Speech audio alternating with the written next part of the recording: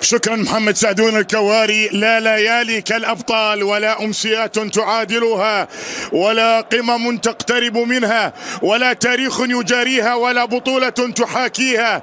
ليالي الأبطال حيث تتجلى الأساطير وتصنع الفرحة وتبتسم القلوب.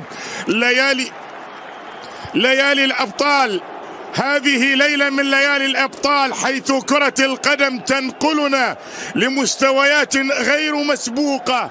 أهلا بكم في ليلة أخرى استثنائية من ليالي الأبطال الخالدة في كرة القدم الأوروبية. أيها السادة، إبراهيم دياز ينطلق في التسديدة والإبعاد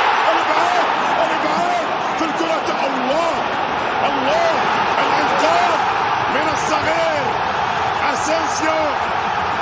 أسنسيو يله من انقاذ في مباراة الثالث، لكن لدينا مباراة فريق والتسديدة القوية في الكرة الماضية تصل بعد ذلك غرافنبرغ في خط الوسط، إضافة إلى دياز محمد صلاح الملك المصري. وهنالك يتعلق الأمر ما أجمل إلى روبرتسون، لا زالت خطيرة المحاولة سهلة يا دياز. هو يعتذر، هو يعلم كل العلم أنه تسرع في قراره في الكرة الماضية، لأن المباريات ممتاز. محمد صلاح عند الكرة محاصر متابع، ومع ذلك دائما عند الحلول. محمد صلاح عند الحلول، اي والله محمد صلاح عند الحلول في كل المناسبات. وطبعا ربما انطلاقه لدياز في هذا المكان. الله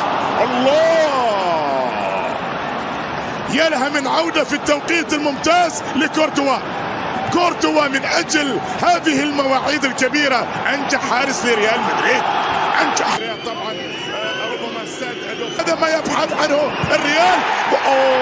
التصدي الله على الظهير برادلي في التوقيت المناسب، والمدافع الكبير في الكرة جميلة. الله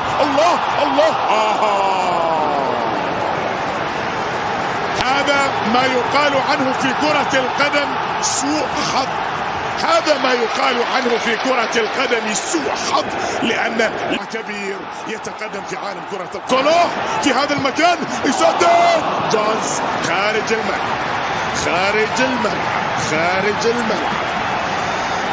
الملعب. غرافنبرغ لا زال يملك الشوط الأول. روبرتسون، لكن تصدي انقاذ آخر من روديجر في إبعاد الكرة الماضية. يا لها من مباراة بدون أهداف حتى الآن، لكن بهذه الصورة الكبيرة المثيرة الجميلة. الشوط الأول من هذه القمة الكبيرة، تعادل ركنية لعبت لا زالت أيضا، والتسديد. الله جونز في الكرة الماضية، ويا له من تصدي الكبير. الله حلوة، جول، ضغط رهيب يثمر هدفا لليفربول بعد وصول الكرة الماضية جميلة باتجاه دياز. محاولة المبريرة ريال مدريد وضربة جزاء. الله يسقط لاعب ريال مدريد لينهض مدريد. جزاء، يتقدم امبابي، يصدها يا له من تصدي من كلهر يا له من تصدي. وبعد ذلك تراجينيو سانتياغو سولا. محمد صلاح ضربة جزاء. يغيب صلاح ويغيب، لكنه يخبئ الكثير. يغيب ليقول تقدم، يصدق، يضيع. يوم ضياع ضربات الجزاء من الكبار. من كان يتصور أن مبابي يضيع ضربة جزاء؟ لا زال يحضر في هي العلامة الكاملة. خطأ.